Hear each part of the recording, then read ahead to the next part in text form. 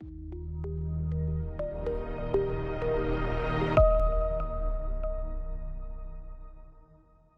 वालेकुम स्टूडेंट्स, बेटा कैसे हैं आप लोग। एटॉमिक स्ट्रक्चर बेटा हम लोगों ने डिस्कस कर लिया था डिटेल में।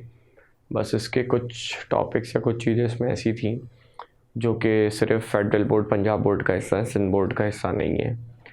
तो उन टॉपिक्स को, उन चीज़ों को डिस्कस कर लेते हैं। देखो, सिंध बोर्ड में जो है वो एटॉमिक मॉडल जो है वो सिर्फ और सिर्फ बोहर एटॉमिक मॉडल तक है। बाकी फेडरल बोर्ड पंजाब बोर्ड में जो हैं वो इसके डिफेक्ट शामिल हैं और फिर नए मॉडल्स को भी शामिल किया गया है। तो सबसे पहले बात कर लेते हैं बेटा बोहर एटॉमिक मॉडल के डिफेक्ट्स की।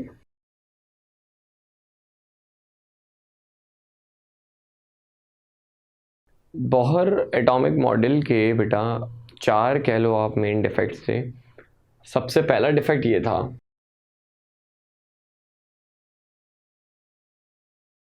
बोहर का जो बेटा एटॉमिक मॉडल है वो सिर्फ और सिर्फ एक इलेक्ट्रॉन वाले एटम या आयन पे ही लग सकता है। जिस एटम में एक से ज़्यादा इलेक्ट्रॉन या ऐसा आयन जिसमें एक से ज़्यादा इलेक्ट्रॉन हो, उन पर बोहर का मॉडल नहीं लग सकता। यानी अगर एटम की बात करें तो सिर्फ और सिर्फ एक ही एटम पे लग सकता है, हाइड्रोजन के एटम पे, या फिर उस आयन में लग सकता है जिसके पास एक इलेक्ट्रॉन हो। जैसे हीलियम के आयन में, हीलियम के एटम में 2 इलेक्ट्रॉन होते हैं तो हीलियम के आयन में एक इलेक्ट्रॉन होगा। लिथियम +2, लिथियम के पास बेटा 3 इलेक्ट्रॉन होते हैं तो लिथियम के +2 आयन में एक इलेक्ट्रॉन होगा, 2 चले गए तो एक बचा। बेरिलियम +3, बेरिलियम के पास बेटा 4 इलेक्ट्रॉन होते हैं तो बेरिलियम के +3 आयन में जो है वो एक इलेक्ट्रॉन होगा। ठीक है, तो बोहर का जो एटॉमिक मॉडल बेटा लगता है वो सिर्फ और सिर्फ आपका हाइड्रोजन एटम पे लगता है, हीलियम के +1 आयन पे लगता है, लिथियम के +2 आयन पे लगता है, बेरिलियम के +3 आयन पे लगता है। ठीक है, यानी अगर आपको सोडियम पे बोहर का एटॉमिक मॉडल लगाना है तो नहीं लगा सकते, सोडियम +10 वाले आयन पे लगा सकते हो, क्योंकि सोडियम के पास 11 इलेक्ट्रॉन होता है बेटा। अगर 10 इलेक्ट्रॉन निकाल दोगे, एक इलेक्ट्रॉन बचेगा तो उस पर बोहर का एटॉमिक मॉडल लग सकता है। ठीक है, तो एक इलेक्ट्रॉन वाले एटम या आयन पे बोहर का एटॉमिक मॉडल लग सकता है, ये इसकी एप्लीकेशन है। आपको याद होगा हमने रेडियस का फॉर्मूला निकाला था, एनर्जी का फॉर्मूला निकाला था, जितने भी फॉर्मूले निकाले थे वो सिर्फ और सिर्फ हाइड्रोजन एटम को स्टडी करते हुए निकाले थे। ठीक है, बोहर का जो मॉडल है वो सिर्फ और सिर्फ हाइड्रोजन एटम पे लग सकता है।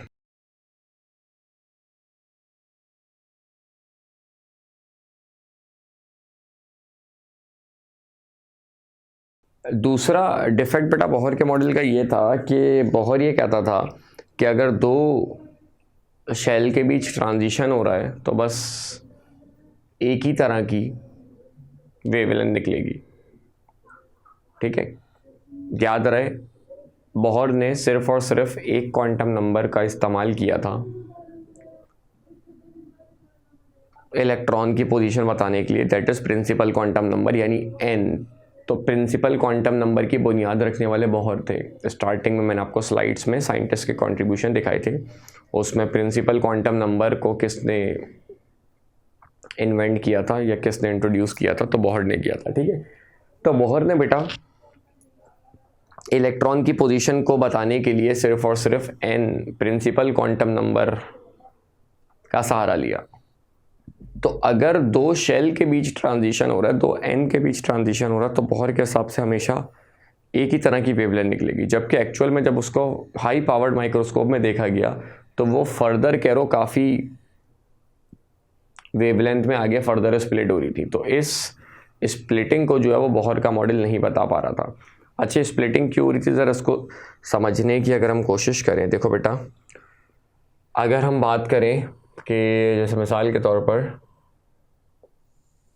ये आपका तीसरा शेल है ना, मिसाल के तौर पर अब तीसरे से अगर दूसरे शेल में आ रहे हैं इलेक्ट्रॉन, सही है, तीसरे से दूसरे शेल में आ रहे हैं अगर इलेक्ट्रॉन, तो तीसरे से दूसरे पे आ गए तो बोहर के हिसाब से बस एक ही तरह का ट्रांजिशन हो सकता है कि सिंपल तीसरे से दूसरे पे आ गया इलेक्ट्रॉन। लेकिन जब एक्चुअल में बात करेंगे बेटा तो दूसरे शेल में आपके पास सिर्फ एक लाइन नहीं होती, दूसरे शेल में आपके पास दो लाइंस होती हैं। एक में L0 होता है और एक में L1 होता है, यानी S और P, दूसरे शेल में दो सब शेल होते हैं ना, S होता है P होता है, तो दूसरे शेल में दो कैलो पार्टीशन हो जाएंगे मजीद, जिसके बारे में बोहर ने नहीं बताया था। इसी तरह तीसरे शेल में बात करें तो बेटा तीसरे शेल में जो है वो 3 पार्टीशन हो जाएंगे, एक L=0, एक L=1 और एक L=2, यानी SPD तीसरे शेल में 3 सब शेल होते हैं। अब देखो बेटा तीसरे से जब दूसरे में आ रहा है तो बोहर के हिसाब से सिर्फ एक ही ट्रांजिशन हो सकता है, जबकि खुद देखो कितने ट्रांजिशन हो सकते हैं। एक तो ये हो गया, यानी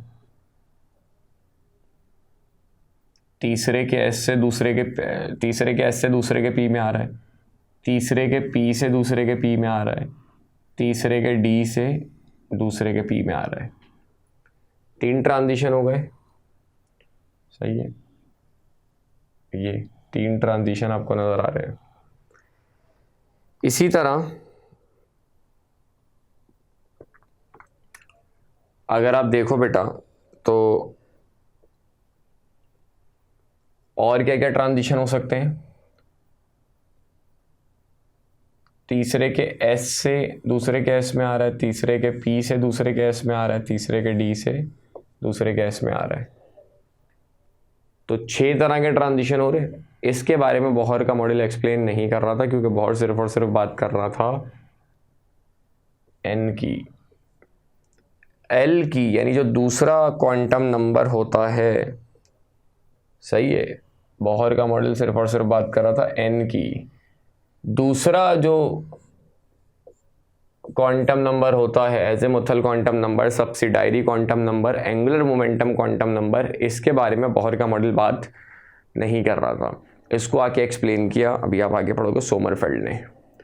तो बोहर में ये डिफेक्ट्स थे, ठीक है, कि बोहर का जो मॉडल था वो सिर्फ प्रिंसिपल क्वांटम नंबर की बात कर रहा था। तो अगर मिसाल है तीसरे से दूसरे में ट्रांजिशन हो रही है तो उसके सब सिर्फ एक ही तरह की वेवलेंथ निकलेगी, जबकि एक्चुअल में काफ़ी स्प्लिट हो रही थी।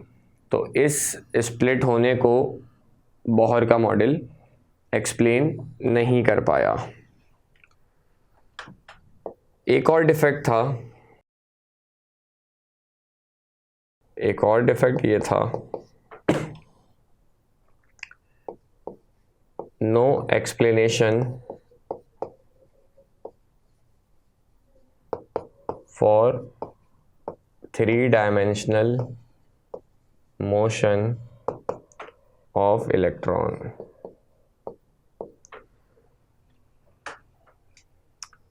बोहर का एटॉमिक मॉडल जो था वो फ्लैट था, यानी वो कहता था न्यूक्लियस के अराउंड सर्कुलर ट्रैक्स बने होते हैं जिसमें ऑर्बिट घूमते रहते हैं, जैसे यूं घूम रहा है मिसाल के तौर पर। अब ये सर्कुलर मोशन आप पढ़ते हो फिजिक्स में, मोशन इन 2 डायमेंशन में, कि 2 डायमेंशनल मोशन है, सही है, ऐसे घूम रहा है ना, तो ये आपका 2 डायमेंशनल मोशन है, इसमें बॉडी एक्स पे और वाई पे मूव कर रही है ना। जबकि न्यूक्लियस के अराउंड बेटा इलेक्ट्रॉन का जो मोशन होता है वो 2 डायमेंशनल नहीं होता, वो 3 डायमेंशनल होता है, ठीक है। होता सर्कुलर ही है मगर 3 डायमेंशनल मूव करता है, यानी कैसे, ऐसे भी घूमेगा एक्स वाई एक्सिस पे, और ऐसे भी घूमेगा एक्स जेड एक्सिस पे, और ऐसे भी घूमेगा और ऐसे भी घूमेगा वाई जेड एक्सिस पे, सही है।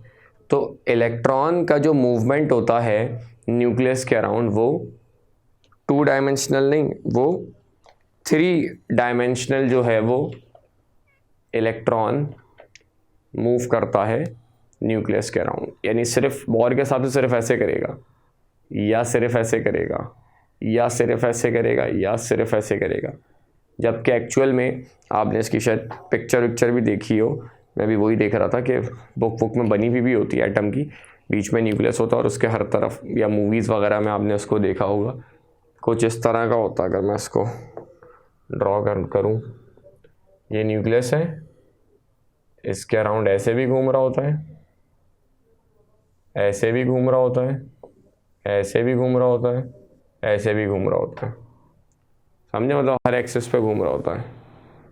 अक्सर चीज़ों का लोगो भी होता है, एरियल का मेरे ख्याल से कुछ इस तरह का लोगो होता है शायद। तो खैर, इलेक्ट्रॉन की जो मूवमेंट होती है न्यूक्लियस के अराउंड वो 2 डायमेंशनल नहीं होती, वो 3 डायमेंशनल होती, सर्कुलर ही है मगर 3 डायमेंशनल होती है। तो इसके बारे में बोहर का मॉडल एक्सप्लेन नहीं कर पा रहा था।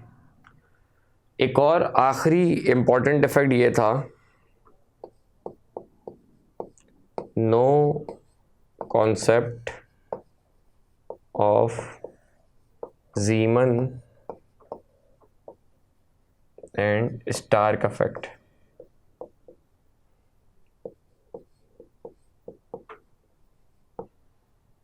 ज़ीमन और स्टार्क इफेक्ट का भी कोई कॉन्सेप्ट बोहर का मॉडल नहीं देता था। अब सवाल ये है कि ज़ीमन और स्टार्क इफेक्ट हैं क्या?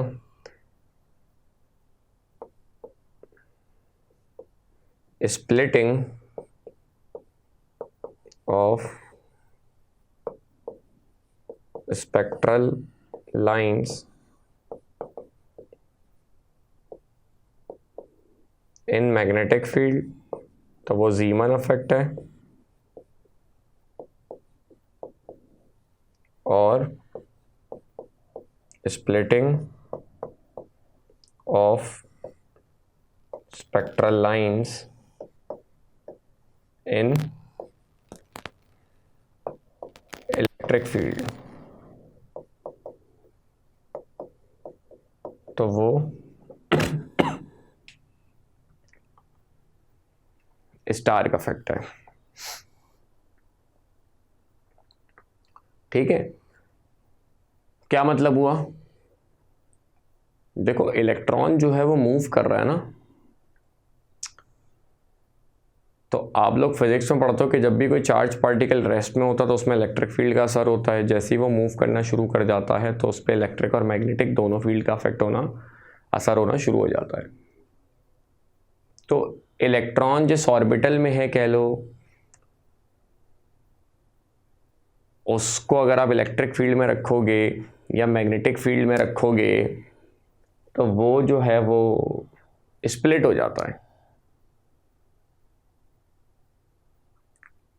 तो इस स्प्लिटिंग को, इस डिवीजन को, अगर वो इलेक्ट्रिक फील्ड में हो रहा है तो उसको स्टार्क ने बताया था, स्टार्क इफेक्ट कहलाता है। और क्या कहते हैं, मैग्नेटिक फील्ड में हो रहा है तो ज़ीमन इफेक्ट कहलाता है।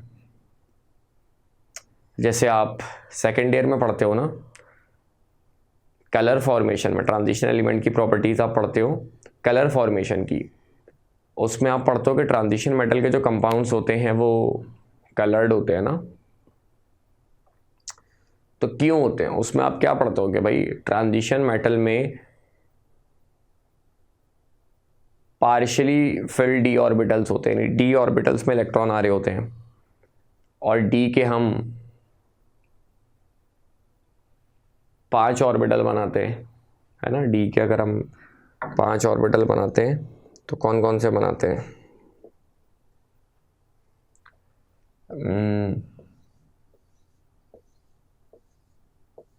एक को हम कहते हैं डी एक्स वाई, एक को कहते हैं डी वाई जेड, एक को कहते हैं डी जेड एक्स, एक को कहते हैं d x square y square, और एक को कहते हैं डी जेड स्क्वायर। सही है, ये आप पहले भी इस चैप्टर में पढ़ चुके हो। अब ट्रांजिशन मेटल क्या करते हैं बेटा, लाइगेंड के साथ बॉन्ड बनाते हैं। तो अभी तो ये सारे डी जनरेटेड ऑर्बिटल होते हैं, इनकी एनर्जी सेम होती है, लेकिन जैसे ही जब ये लाइगेंड से बॉन्ड बनाते हैं तो लाइगेंड और मेटल के बीच जो बॉन्ड होता है वो इलेक्ट्रोस्टैटिक होता है। लाइगेंड के इलेक्ट्रॉन, मेटल के इलेक्ट्रॉन एक दूसरे को रिपेल करते हैं, यानी दोनों की अपनी अपनी कह लो इलेक्ट्रिक फील्ड होती हैं। तो जब वो इलेक्ट्रॉन्स इलेक्ट्रिक फील्ड में आते हैं एक दूसरे की, स्प्लिट होंगे। यही स्टार का इफेक्ट है, मैग्नेटिक फील्ड में आ रहे हैं तो भी स्प्लिट होंगे, जीमन इफेक्ट है। तो ये दो हिस्सों में टूट जाते हैं, आपने पढ़ा होगा। दो ऑर्बिटल ज़्यादा एनर्जी वाले रीजन पे आ जाते हैं और 3 ऑर्बिटल जो है वो कम एनर्जी वाले रीजन में आ जाते हैं। एक्स स्क्वायर वाई स्क्वायर ज़्यादा एनर्जी में आ जाते हैं और x y y z z x वाले कम एनर्जी लेवल पे आ जाते हैं। इनकी एनर्जी को ई जी से एक्सप्रेस करते हैं, इनकी एनर्जी को T2G से एक्सप्रेस करते हैं। तो इलेक्ट्रॉन यहाँ से यहाँ जाते हुए विजिबल लाइट की कुछ एनर्जी एब्जॉर्ब करता है, बाकी रिफ्लेक्ट करता है। इसी वजह से ट्रांजिशन मेटल के कंपाउंड्स कलर्ड होते हैं। क्रिस्टल फील्ड थ्योरी ये आपने पढ़ा होगा। तो बस इस स्प्लिटिंग को ये स्प्लिटिंग कह लो, अगर इलेक्ट्रिक फील्ड में हो रही है तो स्टार का इफेक्ट है, मैग्नेटिक फील्ड में हो रही है तो जीमन इफेक्ट है। तो बोहर ने इसके बारे में कोई कॉन्सेप्ट नहीं दिया था, क्योंकि ये चीज़ बेटा पता कैसे चलती है, डी के 5 ऑर्बिटल कैसे बनते हैं। डी के 5 ऑर्बिटल ऐसे बनते हैं, आप कहते हो m बराबर होता है प्लस माइनस एल के। तो डी के लिए एल की वैल्यू होती है 2, तो इसका मतलब आप कहते हो कि +2 +1 0 -1 -2, तो डी के बनते हैं 5 ऑर्बिटल बना दिए। यानी डी के 5 ऑर्बिटल बने m से। बोहर ने m का कॉन्सेप्ट, मैग्नेटिक क्वांटम नंबर का कॉन्सेप्ट नहीं दिया था। बोहर ने सिर्फ प्रिंसिपल क्वांटम नंबर का कॉन्सेप्ट दिया था। यानी 2 डिफेक्ट तो कह लो यही हो गए। दूसरा वाला एज़िमुथल क्वांटम नंबर L का कॉन्सेप्ट नहीं दिया, और स्टार्क और जीमन मैग्नेटिक क्वांटम नंबर ऑर्बिटल का कॉन्सेप्ट नहीं दिया। एक ये है कि सिर्फ सिंगल इलेक्ट्रॉन पे लगता है, और दूसरा ये है कि सिर्फ इलेक्ट्रॉन के 2 डायमेंशनल मोशन को बताता है, 3 डायमेंशनल मोशन को नहीं बताता। तो ये बेटा बोहर के कुछ डिफेक्ट्स हैं जो कि सिंध बोर्ड में शामिल नहीं है, मगर पंजाब बोर्ड और फेडरल बोर्ड का हिस्सा है। तो जब बोहर में डिफेक्ट्स आए तो उसके साथ कुछ और मॉडल्स भी आए जिन्होंने अपने अपने हिसाब से बोहर के डिफेक्ट्स को सामने रखा या नई चीज़ें पेश करने की कोशिश की, जिसमें से एक थे हेज़नबर्ग। हेज़नबर्ग अनसर्टेनिटी प्रिंसिपल, ये क्या कहता है, लिख देता हूँ फिर बताता हूँ। इट इज इम्पॉसिबल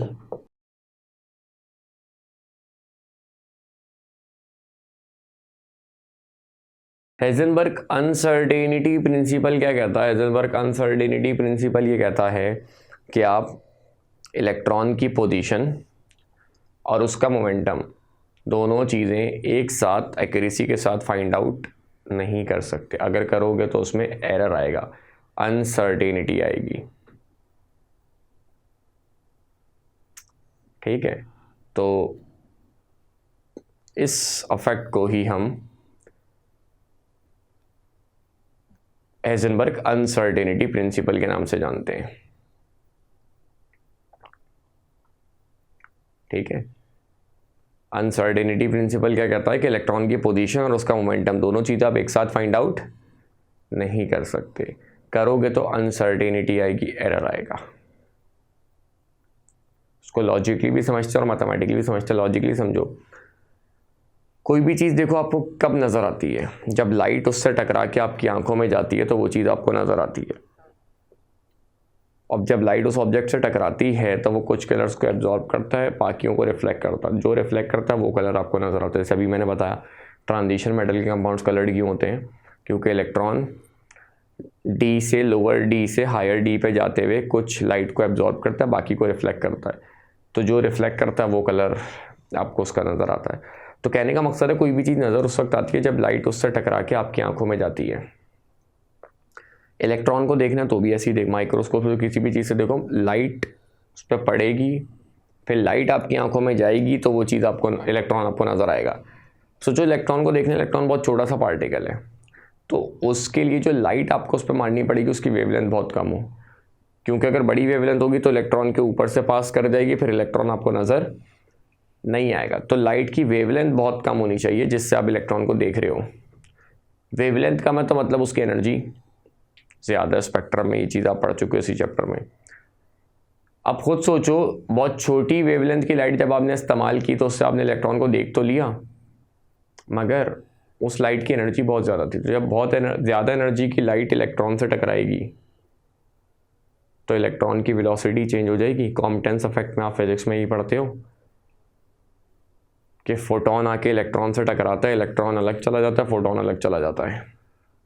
इसका मतलब जब लाइट टकराएगी, हाई एनर्जी की लाइट इलेक्ट्रॉन से टकरा रही है तो इलेक्ट्रॉन की वेलोसिटी चेंज हो जाएगी। तो अब जो आपका मोमेंटम पता चला है उसमें एरर है, उसमें अनसर्टेनिटी है, क्योंकि अभी जो इलेक्ट्रॉन की वेलोसिटी आपको मालूम पड़ी है वो सही नहीं है, उसमें अनसर्टेनिटी है, उसमें एरर है। तो उस मोमेंटम क्या होता है, मास इनटू वेलोसिटी। तो जब उससे मोमेंटम निकालोगे तो वो भी आपका अनसर्टेन हो जाएगा। तो पोजीशन को एग्जैक्ट फाइंड आउट कर रहे हैं, मोमेंटम पे कॉम्प्रोमाइज़ करना पड़ेगा। अगर आप चाह रहे हो मोमेंटम एग्जैक्ट फाइंड आउट करो, यानी आपको लाइट ऐसी मारनी पड़ेगी जिसकी एनर्जी कम हो, जो मोमेंटम को चेंज ना करे, तो मोमेंटम तो पता चल जाएगा, मगर उस लाइट की एनर्जी अगर कम है तो वेवलेंथ ज़्यादा होगी, वो इलेक्ट्रॉन के ऊपर से पास कर जाएगी, इलेक्ट्रॉन की पोजीशन आपको पता नहीं चल पाएगी। ठीक है, तो बोहर कहता है कि आप इलेक्ट्रॉन की पोजीशन, मोमेंटम दोनों चीज़ें एक साथ फाइंड आउट नहीं कर सकते। अगर करोगे तो उसमें अनसर्टेनिटी आ जाएगी। बोहर कह रहा हूँ, सॉरी, हेजनबर्ग ये कहता है। ठीक है, और मैथमेटिकली भी इसने कहा, मैथमेटिकली क्या कहा, ने कहा कि भाई लेट सपोज पोजीशन में जो अनसर्टेनिटी है वो डेल्टा एक्स है और मोमेंटम में जो अनसर्टेनिटी है वो डेल्टा पी है। तो इन दोनों अनसर्टेनिटीज का प्रोडक्ट बराबर आएगा किसके, बराबर आएगा या ज़्यादा आएगा किससे, h/4 से। अच्छा, इनइक्वलिटी की साइन है, हो सकता है फिजिक्स में जैसे मेरे ख्याल से h/2 है, उसमें पढ़ते हैं कि तक अप्रॉक्सीमेटली बराबर होता है h/2 के। तो आप बोलोगे यहाँ लिखा है h/4, तो भाई इक्वल्स का साइन हम थोड़ी इस्तेमाल करें, इनइक्वलिटी का साइन इस्तेमाल करें, थोड़ा सा ऊपर नीचे आगे पीछे हो सकता है। फिजिक्स में भी आप अप्रॉक्सीमेट मेरे ख्याल से इस्तेमाल करते हो, मतलब तकरीबन। यहाँ भी आप इनइक्वलिटी का साइन इस्तेमाल करो तकरीबन। बुक में ये लिखा तो मैं यही लिखूंगा, फिजिक्स की बुक में आपके शायद 2π लिखा तो आप 2π लिखोगे। तो कहने का मकसद है कि गलत नहीं है, इक्वल्स टू तो हम वैसे ही नहीं लगा रहे ना, हम या तो अप्रॉक्सीमेट इक्वल लगाते हैं या इनइक्वलिटी की साइन लगाते हैं, तो थोड़ा सा फ्लक्चुएशन जो है वो चलती है। अब इसमें देखो बेटा, अगर हम मिसाल के तौर पर पोजीशन को एग्जैक्ट फाइंड आउट कर रहे हैं, इसका मतलब डेल्टा एक्स क्या है, 0। डेल्टा एक्स क्या थी, पोजीशन में अनसर्टेनिटी। मैंने कहा अगर हम पोजीशन को एग्जैक्ट फाइंड आउट कर रहे हैं तो इसका मतलब पोजीशन में अनसर्टेनिटी नहीं है, इसका मतलब डेल्टा एक्स 0, क्योंकि डेल्टा एक्स पोजीशन में अनसर्टेनिटी ही तो थी। तो अब देखो बेटा, 0 डेल्टा पी, 0 को उधर ले जाके डिवाइड करा दो, और आपको पता है बेटा कोई भी चीज़ 0 से डिवाइड होती है तो आंसर आ जाता है इन्फिनिटी। तो अगर आप बेटा पोजीशन में अनसर्टेनिटी को ख़त्म करते हो तो मोमेंटम में जो अनसर्टेनिटी है वो आपकी इनफाइनाइट हो जाएगी। सही है, 0 को किसी भी चीज़ से डिवाइड करो 0 आता है, किसी भी चीज़ को 0 से डिवाइड करो तो इन्फिनिटी आती है। इसी तरह इन्फिनिटी को किसी भी चीज़ से डिवाइड करोगे इन्फिनिटी आएगा, किसी भी चीज़ को इन्फिनिटी से डिवाइड करोगे तो 0। यानी इन्फिनिटी और 0 अगर ऊपर हो तो ये खुद ही आंसर होता है, नीचे हो तो उल्टा होता है। 0 हो तो इन्फिनिटी आंसर है, इन्फिनिटी है तो 0 आंसर है। इसी तरह अगर आप देखो, अगर मैं कहूँ मोमेंटम को एग्जैक्ट फाइंड आउट कर रहे हो, यानी उसमें अनसर्टेनिटी को आप 0 कर रहे हो, तो देख लो बेटा क्या होगा, 0 को उधर ले जाओ तो क्या हो जाएगा, पोजीशन में अनसर्टेनिटी इनफाइनाइट हो जाएगी। तो अगर आप एक चीज़ में अनसर्टेनिटी को ख़त्म करते हो तो दूसरी चीज़ में अनसर्टेनिटी इनफाइनाइट हो जाएगी। सही है, तो ये आपका बेटा हेजनबर्ग अनसर्टेनिटी प्रिंसिपल होता है। अच्छा, ये एमसीक्यूज अक्सर आती है, Heisenberg uncertainty principle is contradicted to Bohr atomic model. यानी बोहर की मुखालिफत किसने की थी? हेजनबर्ग ने की थी। क्यों? बोहर के हिसाब से आप इलेक्ट्रॉन की पोजीशन और उसका मोमेंटम दोनों चीज़ें फाइंड आउट कर सकते हो। बोहर ने कहा था, बोहर के हिसाब से आप दोनों चीज़ें फाइंड आउट कर सकते हो। हेजनबर्ग ने कहा आप नहीं कर सकते। बोहर के हिसाब से कैसे कर सकते हो? बोहर ने रेडियस निकालने का फॉर्मूला दिया। रेडियस का मतलब न्यूक्लियस का इलेक्ट्रॉन से डिस्टेंस, यानी आप इलेक्ट्रॉन की पोजीशन बता रहे हो कि पहले शेल में घूम रहा है या दूसरे शेल में घूम रहा है या तीसरे शेल में घूम रहा है, पोजीशन बता दी। जिस शेल में घूम रहा है उसका एंगुलर मोमेंटम निकालने का भी तो बोहर ने फॉर्मूला दिया, NH/2π। यानी अगर इलेक्ट्रॉन पहले शेल में घूम रहा है तो n की जगह 1 डालो, आप उसका एंगुलर मोमेंटम निकाल सकते हो। तो बोहर के हिसाब से आप इलेक्ट्रॉन की पोजीशन, उसका मोमेंटम, दोनों चीज़ें फाइंड आउट कर सकते हो, जबकि हेजनबर्ग ने कहा आप नहीं कर सकते। तो एमसीक्यूज में आता है कि बोहर की मुखालिफत किसने की थी? तो हेजनबर्ग ने की थी। सही है। अच्छा, और भी मॉडल्स आते गए, थोड़ी थोड़ी मॉडिफिकेशन सब लोग करते गए। जैसे एक आया डी ब्रोली हाइपोथेसिस। फिजिक्स में भी आप लोगों ने पढ़ा होगा, फिजिक्स में बल्कि ज़्यादा डिटेल में पढ़ा होगा। इसने किसकी बात की थी बेटा? वेव नेचर ऑफ इलेक्ट्रॉन की बात की थी। देखो इसके ज़माने में जो है वो लाइट पे बड़े मसले चल रहे थे, और लाइट के रिगार्डिंग एक नई नई थ्योरी आई थी जिसमें पता चला था डुअल नेचर ऑफ लाइट, जिसमें पता चला था कि भाई लाइट वेव की तरह है, मतलब लाइट वेव है जो पार्टिकल की तरह बिहेव करती है। क्वांटम थ्योरी आई थी कि लाइट है वेव जो छोटे छोटे पैकेट्स की फॉर्म में ट्रैवल करती है, जिन्हें हम फोटोन कहते हैं, क्वांटम कहते हैं। तो डी ब्रॉली उससे बड़ा इंस्पायर हो, उसने कहा कि भाई जब वेव पार्टिकल की तरह बिहेव कर रही है तो पार्टिकल भी तो वेव की तरह बिहेव कर सकता है। यानी कोई भी पार्टिकल जब मूव करेगा तो उसमें से वेव्स बनेंगी, और उन वेव्स की वेवलेंथ निकालने का भी फॉर्मूला दे दिया डी ब्रॉली ने। क्या दिया वो फॉर्मूला?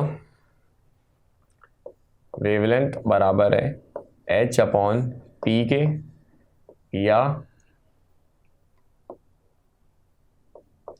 H/mv के। अब सवाल ये है कि भाई जब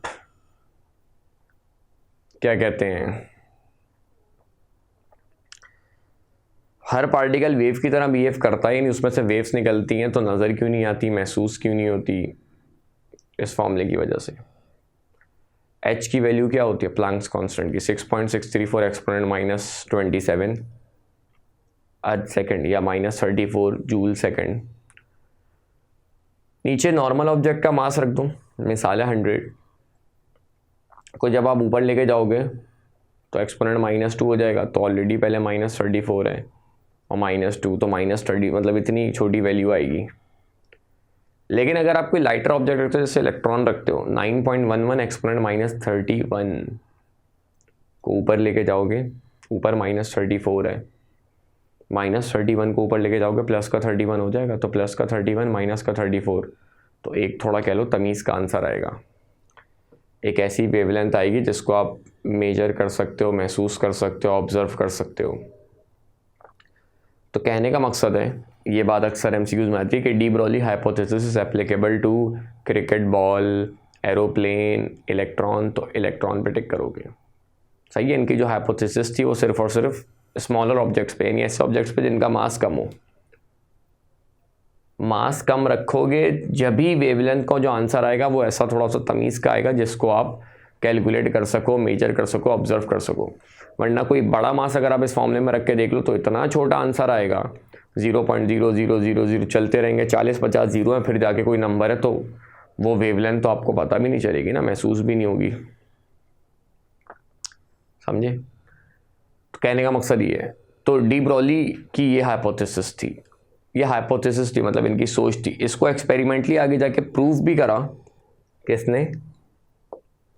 डेविसन और जर्मर, दो साइंटिस्ट थे, American, Davisson and Germer, proved it experimentally.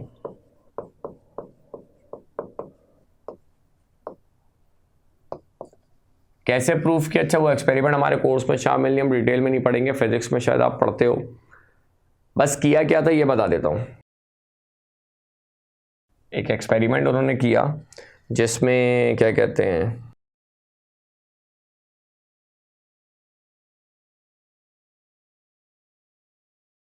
सही है, इन्होंने एक एक्सपेरिमेंट किया जिससे इलेक्ट्रॉन जो है वो अपनी पोजीशन से डायफ्रैक्ट हुआ। मतलब इलेक्ट्रॉन ने डायफ्रैक्शन की प्रॉपर्टी शो की, और डायफ्रैक्शन जो है वो आपको पता है एक वेव की प्रॉपर्टी होती है। फिजिक्स में आप पढ़ते हो डायफ्रैक्शन क्या है कि bending of wave, bending of light behind N obstacle is called diffraction. जैसे लाइट आ रही है, आप उसके रास्ते में कोई ऑब्स्टेकल रख दो तो लाइट उस ऑब्स्टेकल में से पास होगी और उसके बाद उसमें से निकल के फैले। मतलब ऐसा नहीं है कि ऐसे जाएगी जैसे निकली है वैसे ही सीधा सीधा चली जाएगी, नहीं, उस ऑब्स्टेकल में से पास होने के बाद फैलने की कोशिश करेगी। तो ये वेव की प्रॉपर्टी, जैसे मिसाल है लाइट की होल में से निकल के आ रही है, तो अब जब की होल में से निकल के आती है ना तो उसके बाद फैलती है। ऐसा होता नहीं होता, या बस जिस की होल में से आ रही है वैसी सीधी सीधी पास होती रहेगी, नहीं, वरना तो उतनी सी जगह पे रोशनी हो बाकी जगह पे अंधेरा हो। एक मिसाल है, सही है, अगर आप मतलब कमरे में कोई थोड़ी सी ओपनिंग छोड़ दो, लाइट के आने का रास्ता छोड़ दो, तो सिर्फ ये नहीं है कि जो जगह आपने छोड़ी है वहीं पे, हाँ वहाँ ज़्यादा रोशनी होगी क्योंकि इंटेंसिटी लाइट की वहाँ पे ज़्यादा है, मगर ये कि बाकी तरफ भी फैलने की कोशिश करेगी। सूरज से जो रोशनी आ रही है वो भी हर तरफ फैलती है, जब भी हर तरफ उजाला होता है हर तरफ रोशनी होती है। तो इस प्रॉपर्टी को हम डायफ्रैक्शन कहते हैं, ये वेव की प्रॉपर्टी होती है। पार्टिकल ऐसा नहीं कर सकता कि ऑब्स्टेकल में से पास होने के बाद वो बेंड हो, वो जैसे जाएगा फिर वैसे ही जाता रहेगा। तो इन्होंने एक एक्सपेरिमेंट किया था जिससे इलेक्ट्रॉन अपने रास्ते से, कह लो उसने डायफ्रैक्शन की प्रॉपर्टी शो की, तो जिससे बात पता चली कि डी ब्रॉली ने जो हाइपोथेसिस दी थी वो भी सही है, जो कि आप बॉन्डिंग वाले चैप्टर में पढ़ चुके हो ना, bonding molecular orbital, anti bonding molecular orbital का कॉन्सेप्ट, तो वो भी तो वेव थ्योरी से ही समझ में आता है ना। बॉन्डिंग मॉलिक्यूलर ऑर्बिटल यानी कंस्ट्रक्टिव इंटरफेरेंस, एंटी बॉन्डिंग मतलब डिस्ट्रक्टिव इंटरफेरेंस, तो इंटरफेरेंस भी कौन करते हैं, वेव करते हैं। तो कहीं कहीं इलेक्ट्रॉन वेव की नेचर शो करता है, तो ये बात डी ब्रॉली ने बताई थी सबसे पहले। अच्छा, इसी तरह एक और भी साइंटिस्ट थे सोमरफेल्ड, इन्होंने भी बोहर के मॉडल में कुछ मॉडिफिकेशन की थी, 2 मॉडिफिकेशन की थी इन्होंने। पहली, concept of electrical orbits. Electrical orbits का कॉन्सेप्ट दिया सोमरफेल्ड ने। बोहर के हिसाब से ऑर्बिट सर्कुलर होते हैं, इन्होंने कहा कि ऑर्बिट सर्कुलर नहीं बल्कि इलेक्ट्रिकल होते हैं, यानी चपटे होते हैं। 3 डायमेंशनली मूव करता है ना इलेक्ट्रॉन, तो सर्कुलर से ऑर्बिट नहीं बनते, थोड़े से इलेक्ट्रिकल ऑर्बिट बनते हैं। ये बात बोली थी किसने, सोमरफेल्ड ने। और एक और बात, एज़ेमुथल क्वांटम नंबर को भी इंट्रोड्यूस इन्होंने कराया था। एज़ेमुथल एंगुलर मोमेंटम, सही है, तो उनको भी इंट्रोड्यूस कराने वाले सोमरफेल्ड ही थे। कहने का मकसद है बोहर के डिफेक्ट जब आना शुरू हुए तो काफ़ी सारी उसमें मॉडिफिकेशंस, काफ़ी सारी चेंजेस, काफ़ी सारी साइंटिस्ट आए, उन्होंने जो है वो डिफरेंट मॉडल्स पेश किए। तो इनके बारे में हल्का फुल्का हमारे कोर्स में शामिल की गई हैं बातें, तो जितनी मैं बता रहा हूँ बस उतनी आपने याद रखनी है। इसके बाद फाइनली जो साइंटिस्ट आए वो थे श्रोडिंजर। इन्होंने हेज़नबर्ग के प्रिंसिपल को ही आगे बढ़ाया। हेज़नबर्ग ने क्या कहा, आप इलेक्ट्रॉन की पोजीशन और उसका मोमेंटम दोनों चीज़ें एक साथ फाइंड आउट नहीं कर सकते, अगर करोगे तो उसमें अनसर्टेनिटी आएगी। श्रोडिंजर ने भी यही कहा कि आप इलेक्ट्रॉन की एग्जैक्ट पोजीशन बता ही नहीं सकते, ठीक है, आप इलेक्ट्रॉन की एग्जैक्ट पोजीशन कभी भी नहीं बता सकते। हाँ, वो जगहें आप बता सकते हो, मतलब इन्होंने पूरी एक कैलकुलेशन की थी, सही है, इन्होंने पूरी एक कैलकुलेशन की, पूरी डेरिवेशन वगैरह की, वो सब कैलकुलेशन डेरिवेशन हमारे कोर्स में शामिल नहीं है। जिससे इन्होंने पता लगाया कि भाई आप इलेक्ट्रॉन की पोजीशन तो फाइंड आउट कर ही नहीं सकते, हाँ इलेक्ट्रॉन के पाए जाने की पॉसिबिलिटी सबसे ज़्यादा कहाँ होती है आप ये पता लगा सकते हो। और ये पता लगाने के लिए बोहर ने तो कहा था सिर्फ एक ही क्वांटम नंबर की ज़रूरत पड़ती है n, उससे तो खैर आप एग्जैक्ट पोजीशन ही बता सकते हो। इन्होंने कहा कि एक क्वांटम नंबर से नहीं, आप 3 क्वांटम नंबर से इलेक्ट्रॉन के पाए जाने की पॉसिबिलिटी सबसे ज़्यादा कहाँ है वो आप बता सकते हो, n, l और m।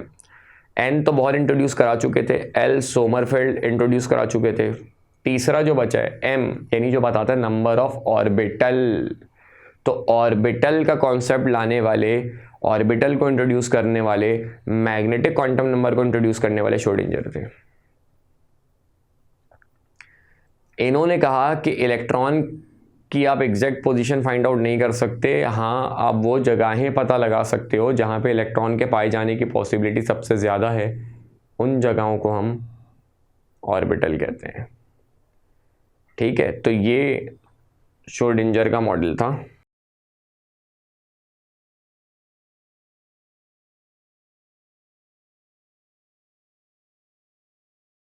ठीक है, तो अब तक जो करंट बात चल रही है इलेक्ट्रॉन के रिगार्डिंग, उसकी पोजीशन बताने के रिगार्डिंग, वो है ऑर्बिटल का कॉन्सेप्ट कि न्यूक्लियस के अराउंड कोई शेल वेल नहीं बने होते जिनमें इलेक्ट्रॉन घूम रहा होता है। न्यूक्लियस के अराउंड बस क्लाउड ऑफ चार्ज होता है, यानी न्यूक्लियस के अराउंड इलेक्ट्रॉन कहीं भी हो सकता है। लेकिन वो जगहें श्रोडिंगर ने अपनी इक्वेशन से शो की कि जहाँ पे इलेक्ट्रॉन के पाए जाने की पॉसिबिलिटी सबसे ज़्यादा हो सकती है, उन्हें हम ऑर्बिटल कहते हैं। तो इलेक्ट्रॉन की एग्जैक्ट पोजीशन, मोमेंटम हम फाइंड आउट नहीं कर सकते, हाइजेनबर्ग ने कहा था, मगर श्रोडिंगर ने कहा कि उसके पाए जाने की मैक्सिमम पॉसिबिलिटी, प्रोबेबिलिटी हम पता लगा सकते हैं, उन जगहों को हम ऑर्बिटल कहते हैं। ठीक है, तो ये बेटा बोहर के बाद, बोहर के कुछ डिफेक्ट्स और उसके बाद के कुछ मॉडल्स थे जो कि सिंध बोर्ड का हिस्सा नहीं है, मगर पंजाब बोर्ड, फेडरल बोर्ड में ये चीज़ें हैं। तो आप में से इंजीनियरिंग वाले जो हैं, मतलब जो NED का टेस्ट देंगे, कराची यूनिवर्सिटी का टेस्ट देंगे, वो ये सारी चीज़ें बेशक ना करें। आप में से जो मेडिकल के स्टूडेंट्स हैं या जो नस्ट का टेस्ट देंगे, वो ये सारी चीज़ों पे कॉन्सेंट्रेट करें, मतलब ये सारी चीज़ों को भी करें। और ये सारी चीज़ें अगर आप डिटेल में पढ़ना चाह रहे हो तो आप बुक से पढ़ सकते हो। वैसे जितनी चीज़ें मैंने बताई हैं इस लेक्चर में, वो भी अगर आप कर लो तो यही सारी बातें आपको देखने को बुक में मिलेंगी। सही है, मतलब कहने का मकसद है इतने डिटेल में सारे मॉडल्स हमारे कोर्स में शामिल नहीं है। तो इसी के साथ बेटा एटॉमिक स्ट्रक्चर के जो फेडरल के टॉपिक्स तो हमने इस वीडियो में डिस्कस किए। इस वीडियो को एंड करते हैं, नेक्स्ट वीडियो से मुलाकात होगी। अपना ख्याल रखना, अल्लाह हाफ़िज़।